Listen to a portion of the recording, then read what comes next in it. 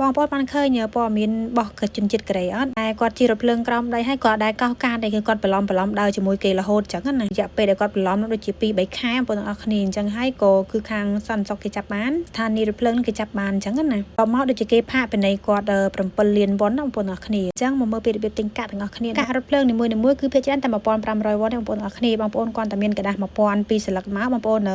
យកដាក់នៅក្នុងប្រឡោះដែលគេដាក់លុយដូចខ្ញុំឲ្យមើលហ្នឹងហើយបន្ទាប់មកបងប្អូនចុចពាក្យថា1400ហើយបងប្អូនចុចពាក្យលេខ1ហើយម៉េតែប៉ុណ្្នឹងមកគឺកាក់វាលោតមកបងប្អូនទាំងអស់គ្នាហើយបន្ទាប់មកមានលុយអាប់ឲ្យយើង500វ៉ុនហើយបច្ចៈចំពោះលុយកដាស់1000ចាស់គឺគេអត់ទទួលទេបងប្អូនទាំងគ្នាពេលយើងដាក់ទៅវាលុតមកវិញដល់កន្លែងនេះបងប្អូនគាត់យកទៅ scan ពីលើទៅវាលុតភ្លើងខៀវយើងដើរចេញបានហើយបន្ទាប់មកពេលយើងចេញពីរថភ្លើងវិញយើងគាត់ដាក់ក្នុងប្រឡោះហ្នឹងមកហើយ